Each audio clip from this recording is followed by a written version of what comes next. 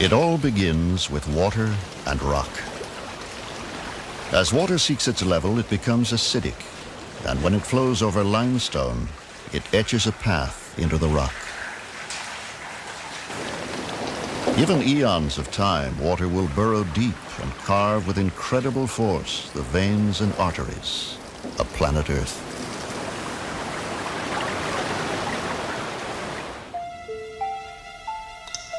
So the underworld of caves is born. And after torrents have done their work, patient drops do more wonders in 1 million years or so.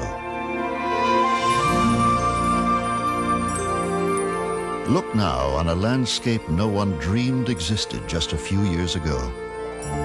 Here are bizarre and fantastic treasures that stun the eye and strain the imagination.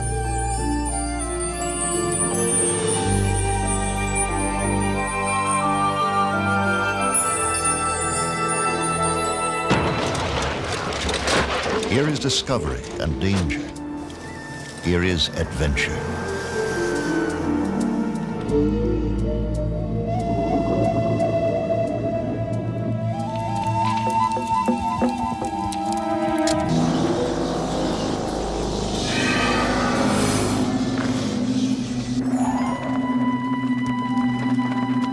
In New Mexico, members of a National Geographic Society expedition explore the world's newest and most exotic major cave. They are following one of man's most ancient imperatives, to seek and understand the unknown.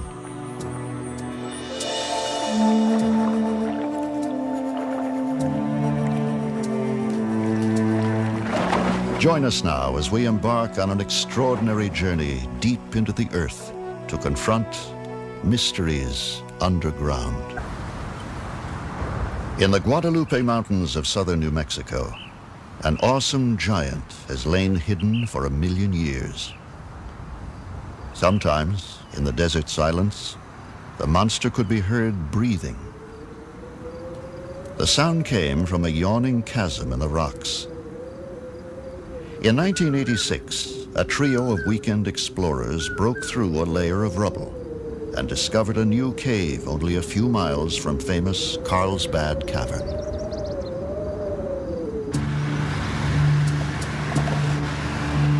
Although the cave entrance lay inside Carlsbad Caverns National Park, park officials allowed qualified cavers to explore it.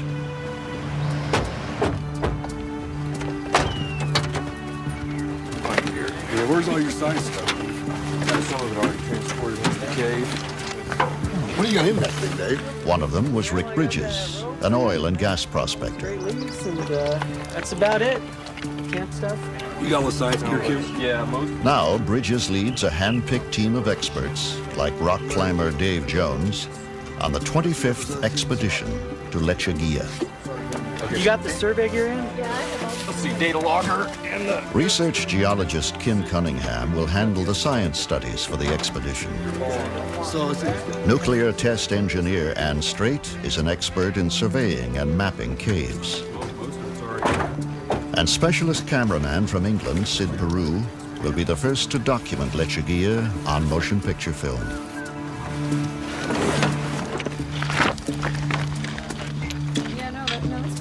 The journey begins with a deceptively ordinary hike. The cave is named after a desert plant that grows in this harsh, dry environment, Lechuguilla, Spanish for little lettuce.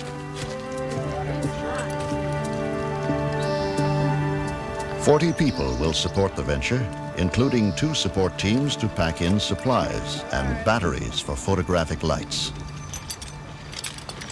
On high up! We tend to have this feeling that the surface of the earth is the life of the earth, but we're just this small, thin little shell that we choose to call our world. And beneath it, there's an entire realm that we know very little about. And we can, if we choose, enter that realm, and we can and learn something from it.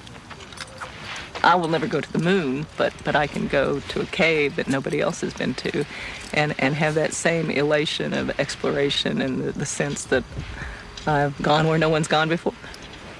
Bombs away. I would like to think that had I lived in another time, I would have been an explorer. You know, had I lived in the late 1700s, I would have wanted to know what was across the Appalachian Mountains. If I'd have been around when Lewis and Clark went to the coast, I'd have liked to have gone with them, you know. And I think most people that cave at this level and do this kind of exploration feel that way. Here, Bridges and his companions excavated to break into Lechuguilla for the first time. Now the entrance is protected by a lockable hatchway. Through this tiny aperture, the cave breathes, blowing air out or sucking it in to equalize with the barometric pressure above ground. Winds up to 60 miles an hour howl out of here, hinting at the vast underworld below. Today, this is Lechuguilla's only known entrance, and there may never have been another. For 1,000,000 years, this place has lain undisturbed. In a real sense, it is a primordial world, untouched by all but microscopic forms of life. En route! Whew, it's a long ways down. See you guys on the bottom. Dave Jones starts down the 150-foot pit called Boulder Falls. It was here that the first explorers realized what a vast place they had discovered. As you progress down, it gets steeper and steeper, and pretty soon you're free hanging, but your feet are still against the rock. And all of a sudden, you rappel by this little ledge, and there's no more rock, and there's nothing in any direction.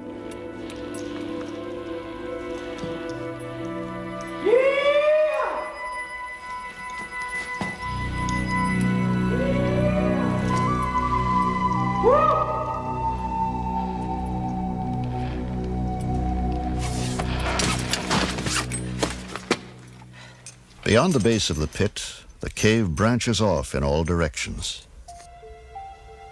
Only computer imagery can portray this labyrinth.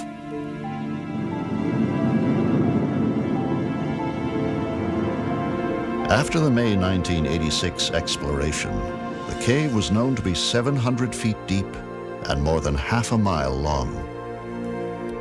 Today, the system totals 60 miles and plummets more than 1,600 feet.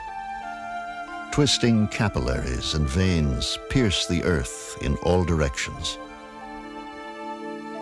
This is a gigantic maze in 3 dimensions, defying conventional ideas of direction and scale.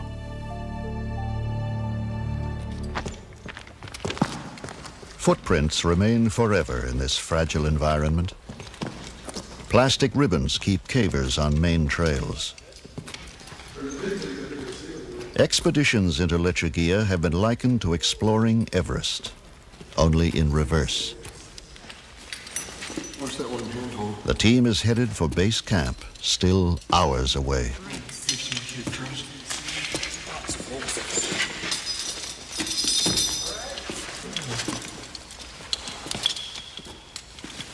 The trail leads on into inky blackness. Often they traverse chambers so vast, the cave walls are barely discernible.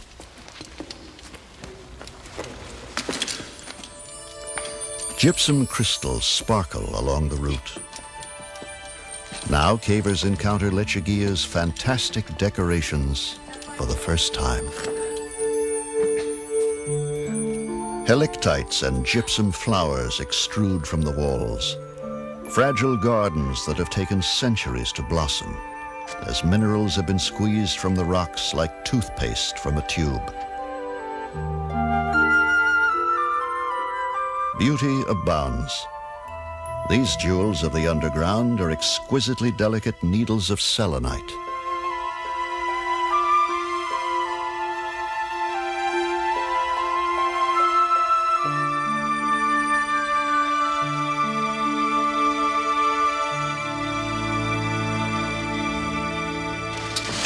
this have the test tubes in it? This got the biotubes and got it careful. With the constant maneuvering up, down, and through the cave's difficult terrain, 50-pound backpacks become painful burdens.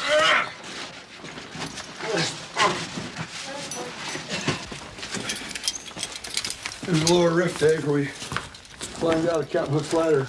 Always in Lechuguilla, danger is not far away. Okay, on 3, 1, 2, 3. In 1991, seasoned caver Emily Mobley slipped and broke her leg while working on a surveying expedition in the cave's western sector. 1.5 miles from the entrance, 900 feet below the surface, this accident would trigger the largest and most publicized cave rescue in U.S. history. That'll wait through the work. Mark's back.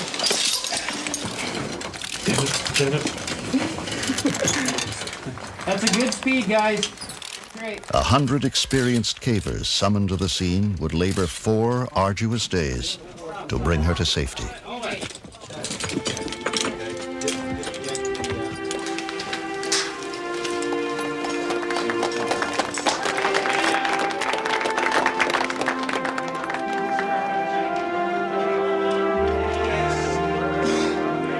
The bond of comradeship that unites the caving community was seldom more evident than during this emergency. Every caver knows and instinctively responds to the code of the underground, that only cavers can save and protect each other. Let's hear it for everybody.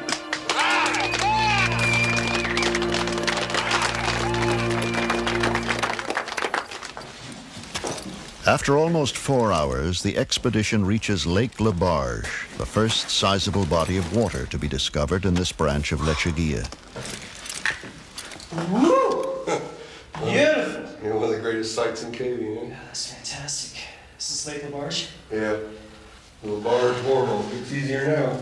Beautiful. On the road!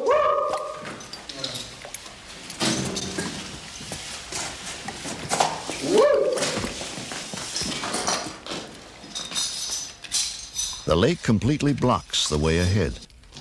Cavers had to wade it until they found a detour. Tricky, but possible. Well, I think in particular moves like dancing around the edge of Labarge as almost a ballet, an underground ballet. I know where my footholds are. I know where my handholds are. I know if I hit them just right and I move just right. Some of them are kind of dynamic in so much as you leave one handhold while you're going for the next foothold. And if you do that just right and you have your pack balance just right, you flow through it real smoothly. And so I think it's very much like doing a dance, a very intricate dance, and you want to do it very perfectly. You know, it's very beautiful when you do. Deeper into the cave, mineral formations become more fantastic and delicate. Cavers must move among them with great care.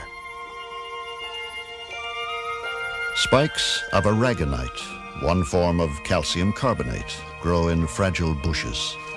The gentlest touch could damage them.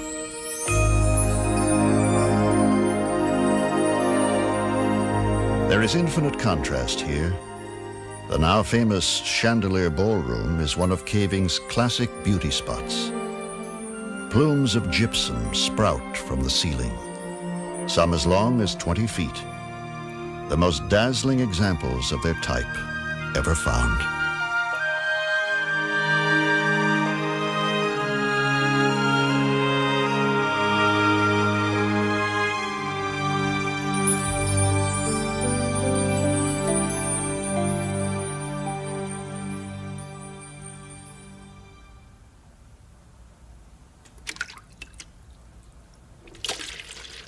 Utter silence pervades Lechuguilla. The only sound is made by the intruder.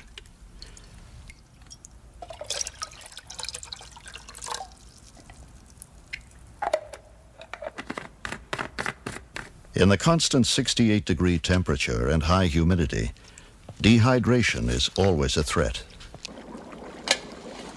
Anybody else need any hot water? For some, the notion of life with almost a quarter mile of rock overhead can be oppressive, even terrifying. But cavers like Bridges relish the experience. It's almost like coming back to home after you've been gone for a while. It's a very comfortable feeling to me, and particularly in that particular cave. And you know, it's a sense of isolation. The world becomes very simple. Here, there is no day or night. If they ignore the time, cavers tend to stay awake and sleep for longer and longer periods.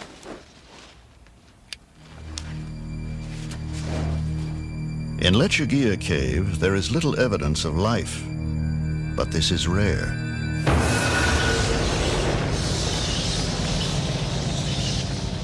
Many caves harbor a hidden kingdom of creatures, dominated by bats. Bats thrive in darkness. They navigate not by sight, but by subtle patterns of reflected sound. Some caves are home to millions of bats, the greatest concentration of mammals anywhere. Their nitrogen-rich droppings, or guano, are harvested as a fertilizer. Large deposits produce a toxic gas, which can be lethal.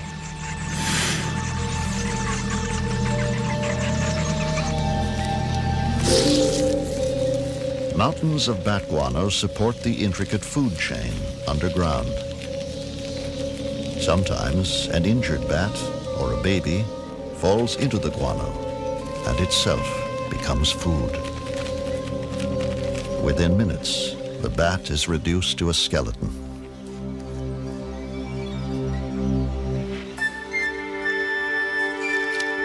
Abundant underground, the cave cricket. Crickets spend much of their time gathering food outside their caves, but inside they perform a vital role as scavengers.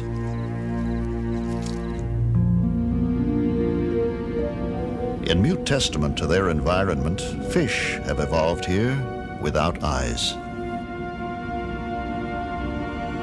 The salamander has dispensed with eyes too, and has no need of skin pigment in a world without sunlight.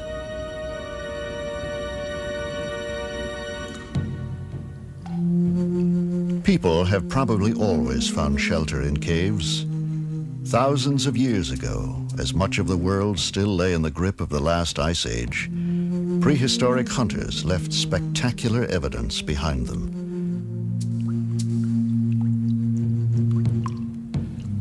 The human spirit was born and nurtured here, its expression etched on walls of stone.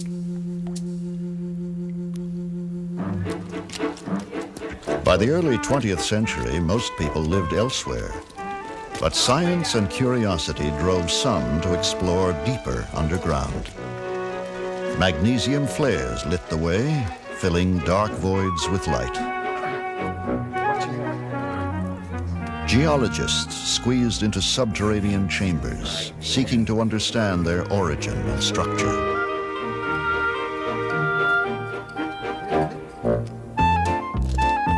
And soon, the ancient lure of caves was turned to profit. Tourists went underground. Then and now, humans have been compelled to seek out caves and to combat the gloom with gay defiance.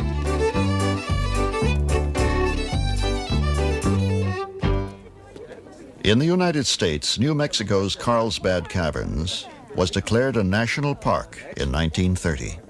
But natural wonders were not enough. Carlsbad and other caves promoted all sorts of attractions, some a bit far-fetched. The time will come when some master musician in the Carlsbad Cavern will be able to create a symphony in stone.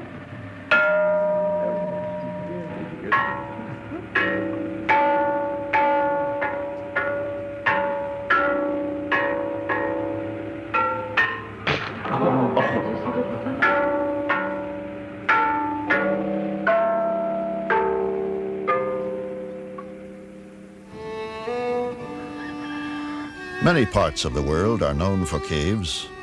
Because most lie on limestone bedrock, the soil is often thin and life is hard. So it has often been in the remote uplands of Kentucky. But the automobile brought a new source of wealth. City folks eager for amusement. Everyone who owned a cave hung up a sign. Each was touted as being bigger and better than the others. The so-called cave wars spurred bitter feuds and even violence. Crystal Cave belonged to the Collins family, but it was too far from the beaten path to prosper. 37-year-old Floyd, one of the Collins boys, was determined to find a cave closer to the highway. He set off alone on a cold winter morning in January 1925 and squeezed into a narrow, twisting crack in the earth never before explored. 100 feet or so into the tight passageway, Floyd dislodges a rock that falls on his leg and pins his left foot.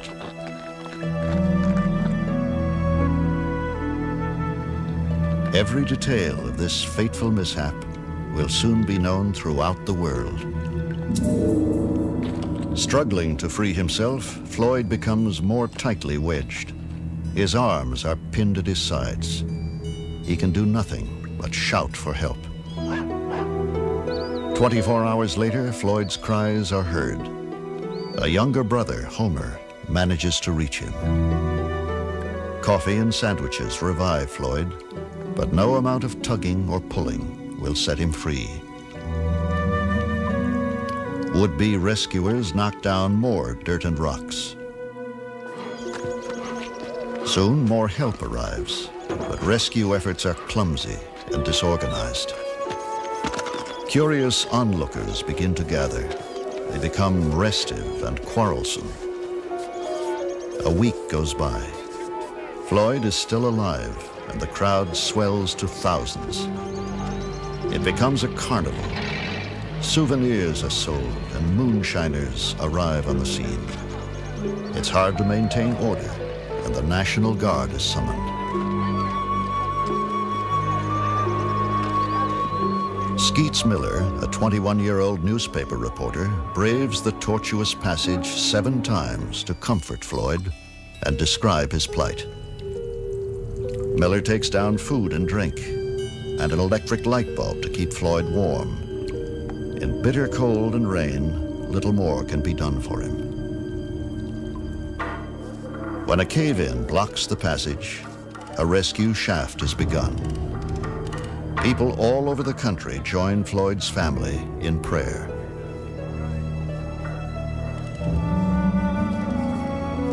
Floyd's brothers expect the worst. Rescuers finally reach him on the 18th day. It is too late. Floyd has been dead for some time. The crowd goes home. The public is soon interested in other things. It takes 2 months to recover the body. The rock that trapped Floyd was not a boulder, but a mere 27-pound stone, shaped like a leg of lamb. His death left a legacy of fear of the dark, mysterious underground that haunts many to this day.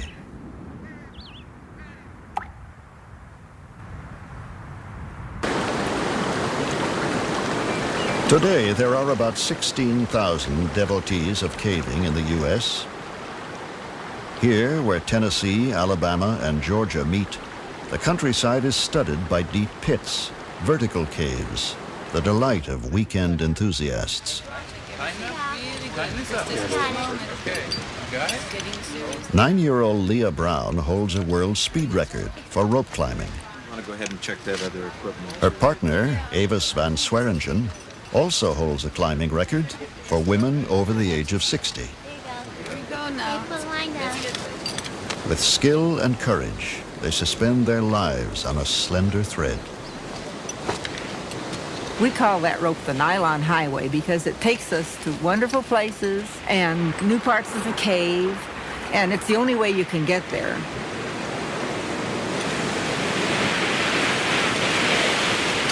If I'm the first one down a drop, and I have been the very first person to ever go down a drop, if we can't really tell if the rope reaches the bottom, the person who goes down first wears their climbing gear too, so that you can put your climbing gear on the rope and come up.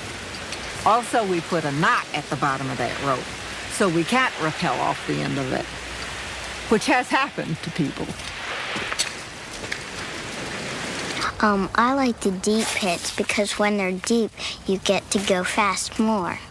That's why I like the deep pits. Because the short ones, you don't get to go fast very long.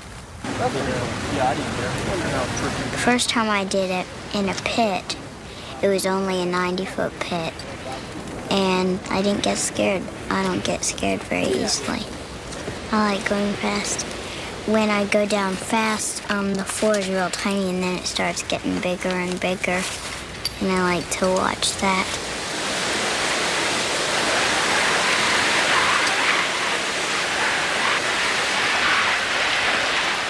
An unfettered commitment to their sport compels cavers to seek new thrills in undiscovered places. For some, the quest for adventure knows no boundary. The Austrian Alps, a fifth of the world's deepest caves, are located here, high in the mountains. These ice caves are 5,000 feet above sea level. They are natural deep freezes where ice remains even in hot summers.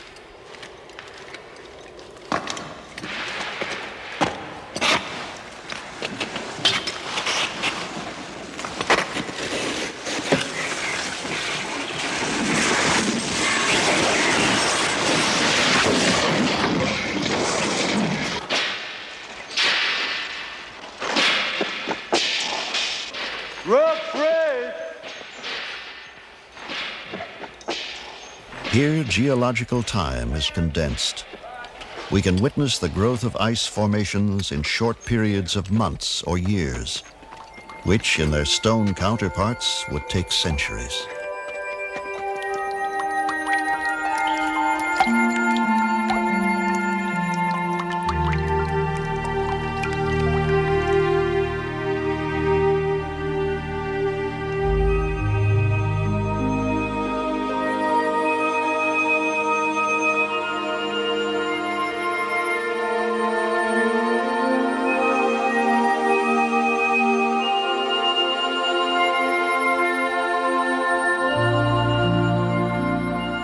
From year to year, these caves are never the same. As they thaw and freeze again, the fantastic ice formations are ever-changing. Few places on Earth are more beautiful or more treacherous, with perhaps one exception. Some cavers have merged their love of the unknown with a passion for diving, venturing into a bizarre world underground and underwater.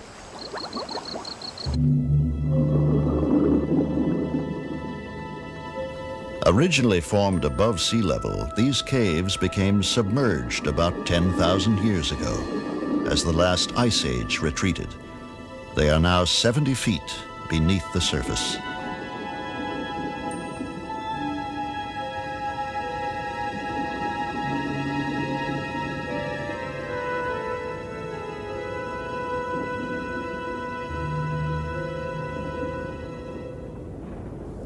Underwater caves are death traps for the inexperienced.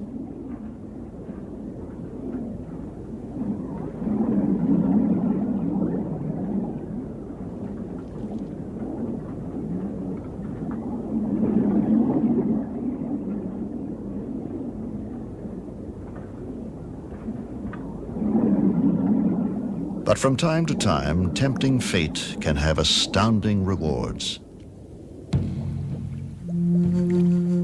In 1990, when exploring a submerged tunnel off the Mediterranean coast of France, a professional diver surfaced in a hidden chamber. He found a treasure chest of art, perhaps 18,000 years old.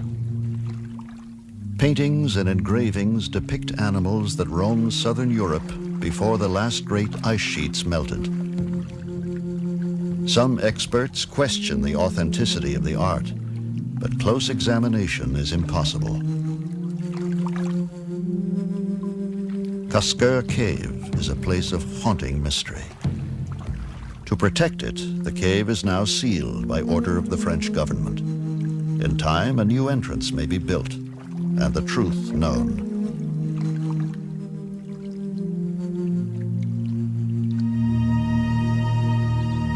An expanse of sinkholes and depressions pockmark south-central Kentucky, where, beneath the surface, the limestone is riddled with caves. They are everywhere, an integral part of the landscape. This is Floyd Collins country, and the contest to attract the tourist dollar still rages on. The star attraction is Mammoth, the world's longest cave. A national park since 1941, the cave now draws more than 500,000 visitors a year.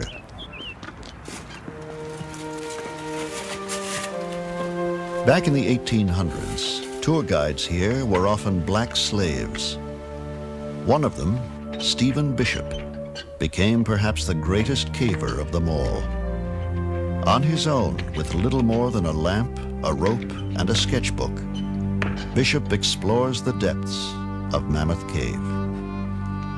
He creates a surprisingly accurate map of this complex underground maze. Deep in the cave, Bishop is confronted by a gaping void that came to be known as Bottomless Pit.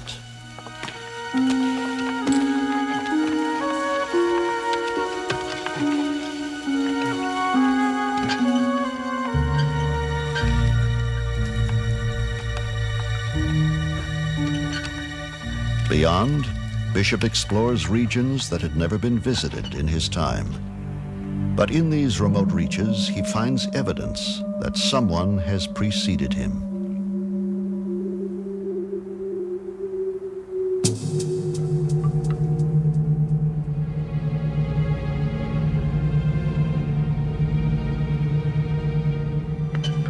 Some archaeologists believe that Stephen Bishop may have also encountered one of Mammoth's most compelling mysteries. Trapped under a boulder are the ancient remains of a human being. Not for another century would the mummified body be rediscovered, and then, as the technology became available, removed from beneath the 6-ton boulder. A sensation in its time, the mysterious body would be on public display for years and given the name Lost John. 2,000 to 3,000 years ago, this man was digging around the base of a heavy rock when it dislodged and crushed him. What was he doing here? How did he get here? No one believed that ancient humans could have ventured this far into the forbidding depths of Mammoth Cave. Today, new evidence helps to answer these questions. Archaeologist Ken Tankersley has spent years investigating the traces of ancient humans in Mammoth. Armed with cane reeds collected near the park, Tankersley simulates the methods prehistoric explorers would have used here.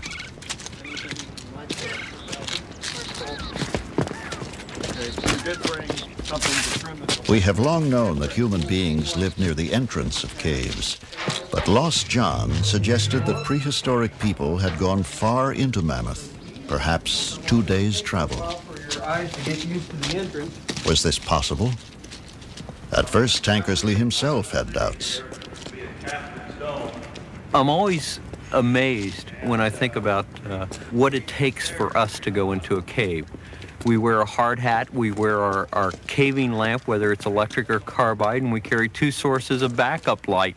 We wear enough clothing to ward off hypothermia. These people wore virtually nothing. Loincloths at best, probably most frequently based on what we've seen in the cave in terms of human remains.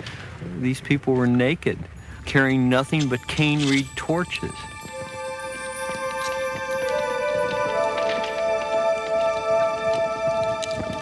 The reed torches were the only light source available to ancient humans. They produce surprisingly efficient illumination and conjure ghosts from the heavy shadows.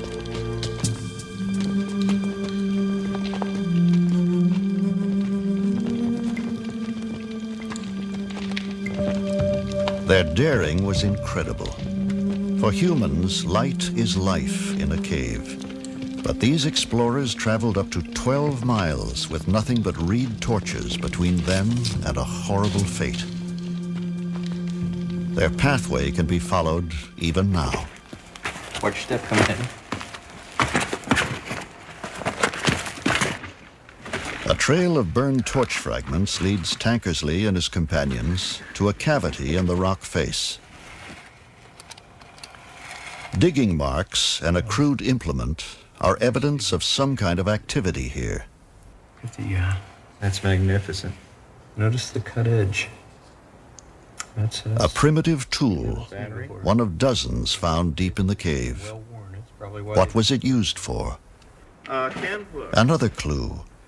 A rich seam of selenite crystal courses through the rock face nearby. Specimens that we found on Campbell Ledge. These findings prove that prehistoric people were engaged in widespread mining of crystals throughout the cave. The scale of the operation was staggering. Tons of material were removed. The mining continued without interruption for over 1,000 years. The ancient miners took selenite and other minerals from the cave. But what they were used for remains a mystery. As medicines, or ornaments, or for use in rituals. Perhaps all three. Just as mysteriously, around the time of the birth of Christ, the mining suddenly ceased. As yet, no one knows why. All that remains is abundant evidence that they once were here, driven by needs and desires we may never understand. To our right down below is the famous bottomless pit. For many, many years, lights were not sufficient to reach the bottom. Visiting Mammoth today is a journey through time.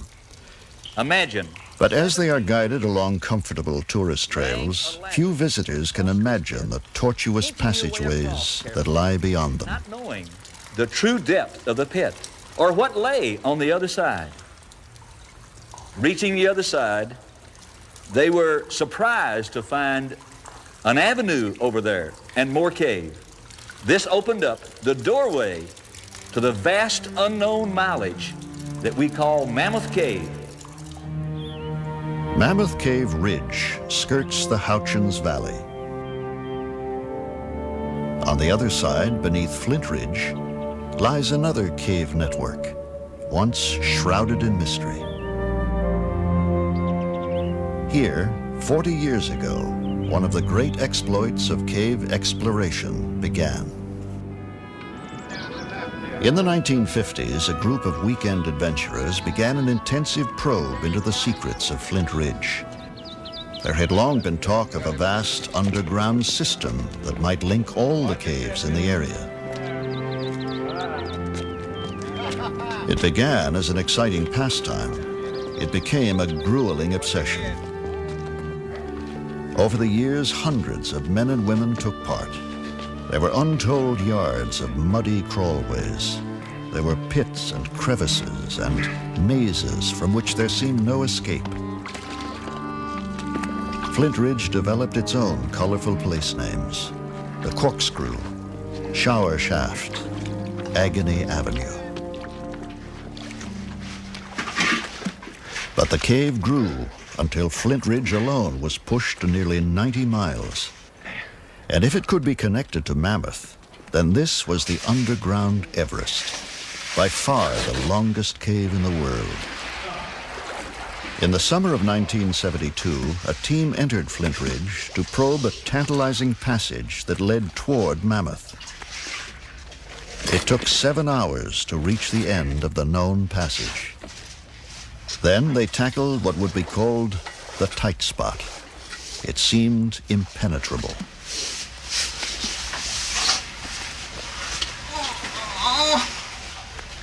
But one of the team had a knack for narrow places. Pat Crowther, a computer programmer and mother of two. Well, it never occurred to anyone to try to go through that place. It was a crazy place to even think that you could get your body into. The tight spot was a very tiny vertical crevice out the bottom of a small indentation in the floor. And if you just casually looked down into the hole and saw that crack, you would say no one could possibly fit in there. Somehow, Crowther squirmed through. 6 weeks later, miles beyond where anyone had gone before, a chilling but significant discovery was made.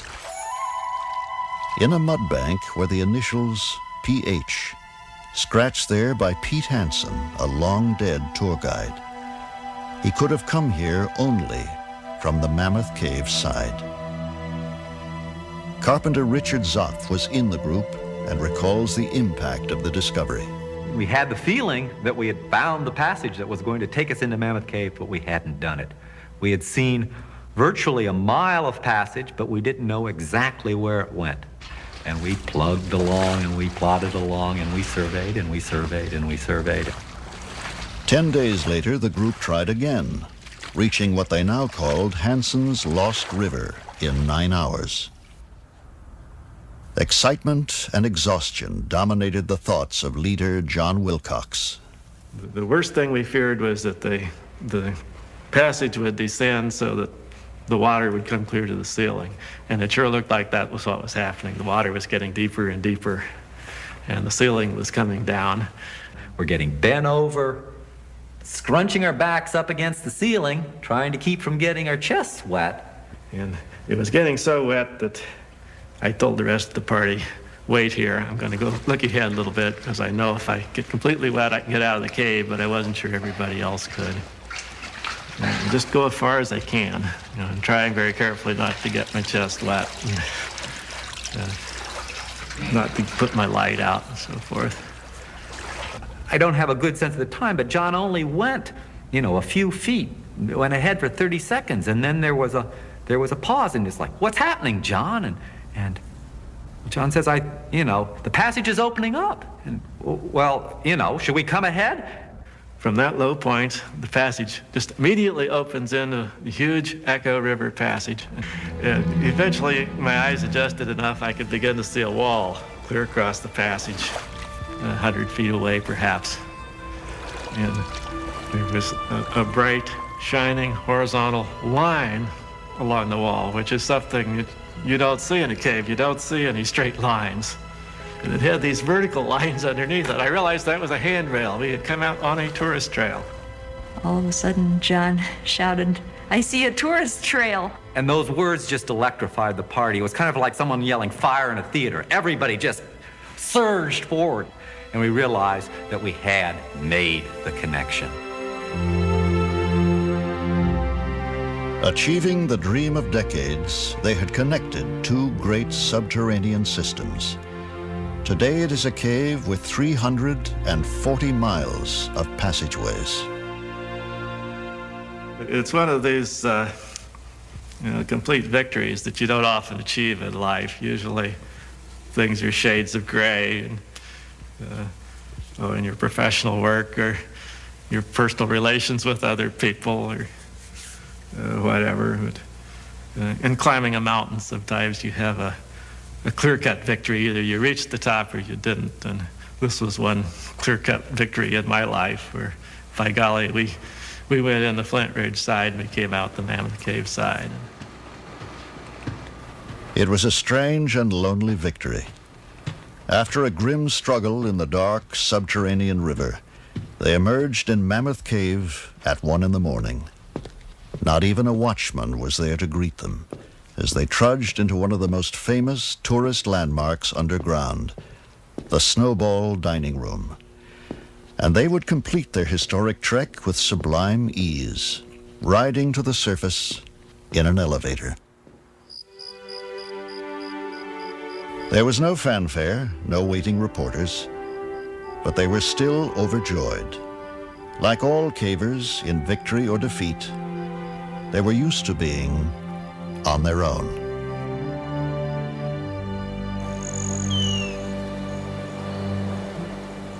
Beneath the New Mexican desert, the National Geographic expedition to Lechuguilla begins its second week underground. The cave's beauty is now legendary, but there is more to discover here. High on a hill deep within the heart of the cave, a mystery unfolds. Sulfur is prevalent here and in other regions of the cave. And tiny bacteria are found in these deposits, along with fungi that feed on them. In turn, the bacteria may feed on the sulfur, thriving in eternal darkness. Evidence indicates an unusual genesis for Lechuguilla. As hydrogen sulfide rose from below, it mixed with oxygen in water or air, forming sulfuric acid. This potent chemistry gradually ate through the limestone, creating the cave from the bottom up.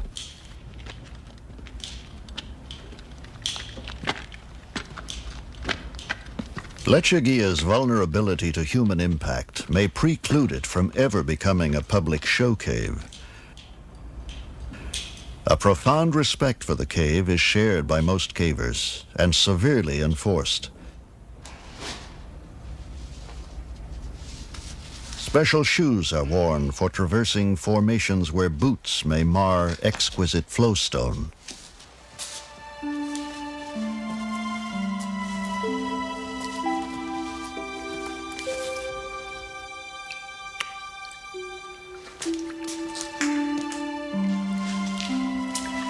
Stalagmites of calcite line the shores of the Pearlsian Gulf, so called because of the thousands of pearl-like formations found here.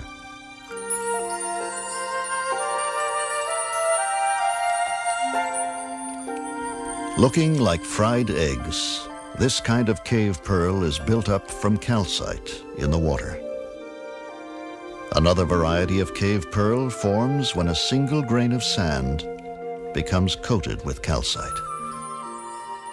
Over time, the relentless dripping of water swivels the grain, and the coating becomes thicker, like the creation of a pearl in an oyster.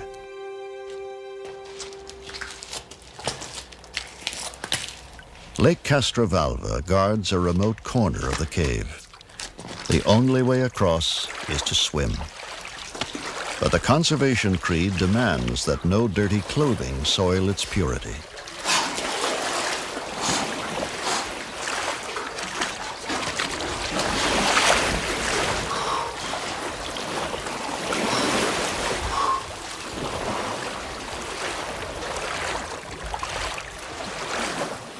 The air and water temperatures are the same year-round, 68 degrees.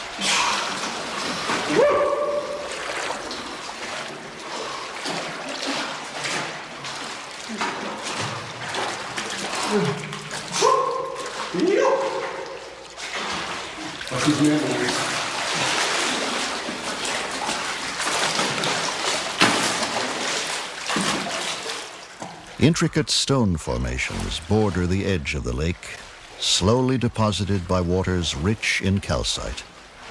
For eons, these exotic shores have been still and silent, calm, until now.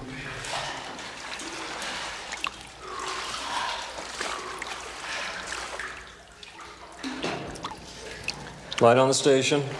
The primary function of any expedition is to explore and survey the cave, to produce a detailed map. Keeping accurate records is virtually a religion for modern cavers. 239.5. It's what separates them from earlier, less responsible explorers underground. +4. +4. Finding something new is the first great thrill of caving. The second comes later, finding the way out. Each night, the latest survey data are typed into the computer to produce an updated map. At the same time. Yeah, it's fairly coarse. The ancient skeleton of a ring-tailed cat. Kim Cunningham examines one of the riddles of Lechuguilla. But it's a mystery. I mean, altogether, it's a mystery how he got down here. We're 1,000 feet below the surface. Many vertical pits and long passages to get here, so He was a heck of a caver. He's evidently died right on the margin of this old pool system here, so I would imagine possibly he was alive when he was down here, came to the pool to drink, only source of water he could find. And maybe the mineral content was very high. It was not a good pool to drink from, and that may have been what killed him. Only problem with these units is the amount of trash. The amount of carbon dioxide in the cave atmosphere is measured. If the level down here is the same as on the surface, it could indicate other openings yet to be discovered. Somewhere within the cave's vast system, the air is being disturbed. There is noticeable movement. Still, Lechuguilla refuses to yield its secrets easily. It remains alien and strangely beautiful. A landscape from another world.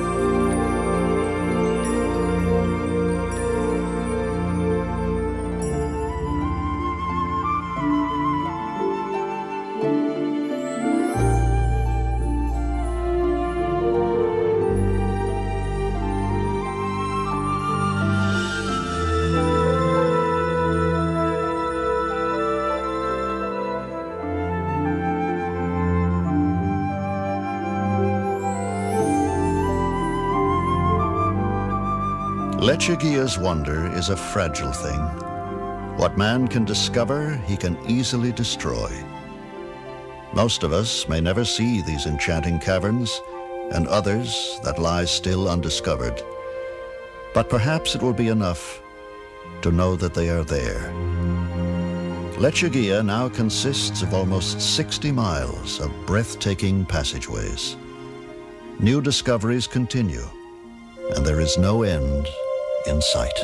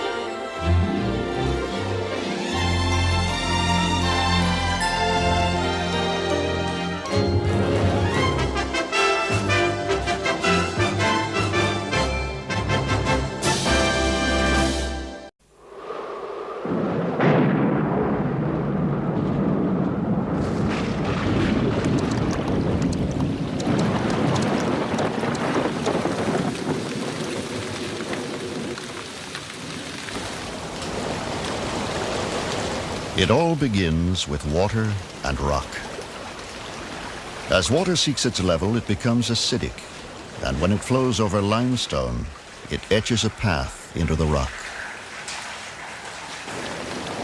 Given eons of time, water will burrow deep and carve with incredible force the veins and arteries of planet Earth.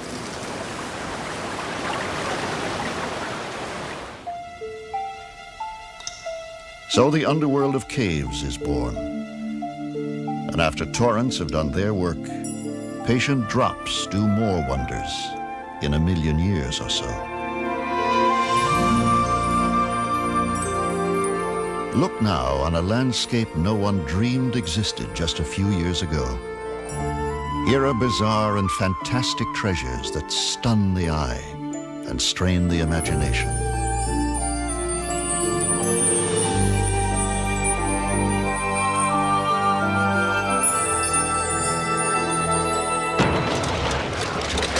Here is discovery and danger.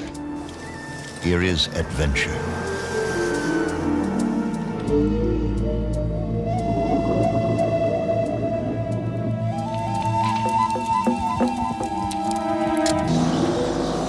Go to a cave that nobody else has been to and have that same elation of exploration and the sense that I've gone where no one's gone before.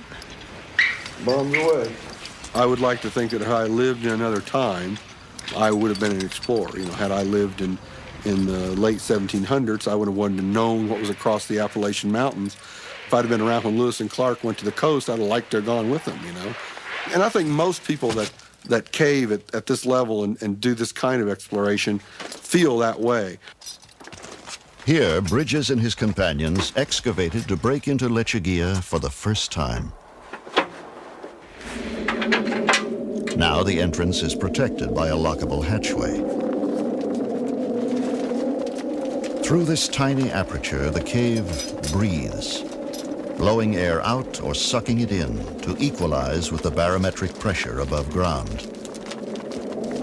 Winds up to 60 miles an hour howl out of here, hinting at the vast underworld below. Today, this is Lechuguilla's only known entrance, and there may never have been another. For 1 million years, this place has lain undisturbed. In a real sense, it is a primordial world, untouched by all but microscopic forms of life. En route! Whew, it's a long ways down. See you guys on the bottom. Dave Jones starts down the 150-foot pit called Boulder Falls. It was here that the first explorers realized what a vast place they had discovered. As you progress down, it gets steeper and steeper, and pretty soon you're free hanging, but your feet are still against the rock. And all of a sudden, you rappel by this little ledge, and there's no more rock, and there's nothing in any direction.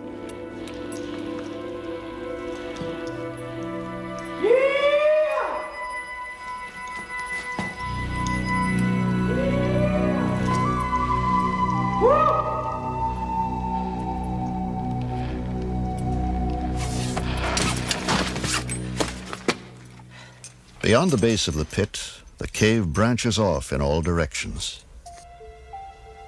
Only computer imagery can portray this labyrinth.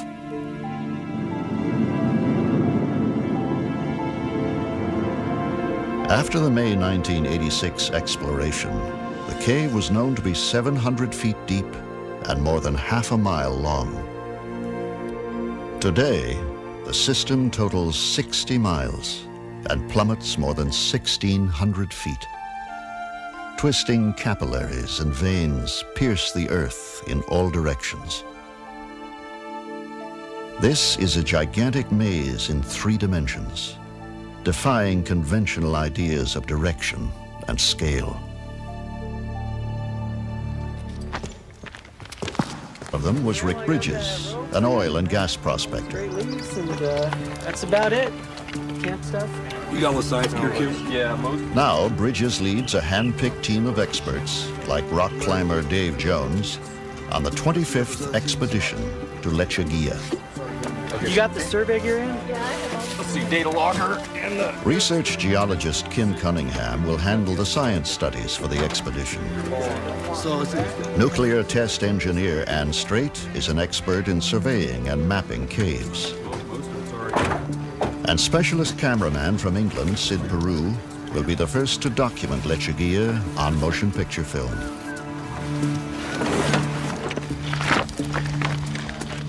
Yeah, no, that's fine.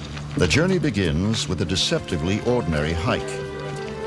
The cave is named after a desert plant that grows in this harsh, dry environment, Lechuguilla, Spanish for little lettuce.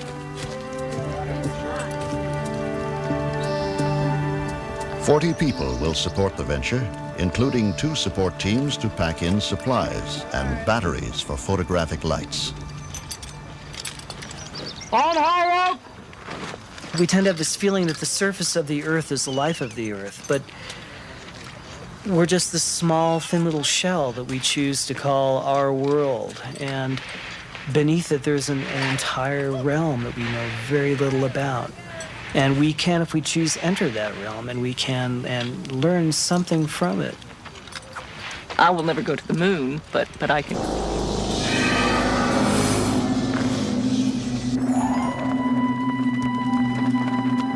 In New Mexico, members of a National Geographic Society expedition explore the world's newest and most exotic major cave. They are following one of man's most ancient imperatives, to seek and understand the unknown.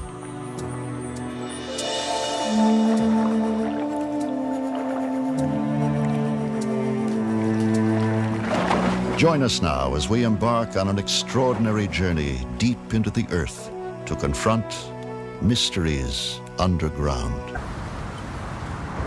In the Guadalupe Mountains of southern New Mexico, an awesome giant has lain hidden for 1 million years. Sometimes, in the desert silence, the monster could be heard breathing. The sound came from a yawning chasm in the rocks. In 1986, a trio of weekend explorers broke through a layer of rubble and discovered a new cave only a few miles from famous Carlsbad Cavern.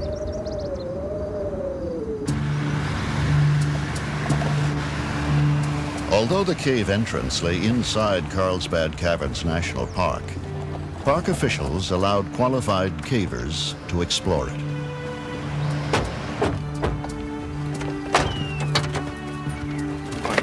Yeah, where's all your science stuff? Got some of it already transported into the cave. What do you got in that thing, Dave? One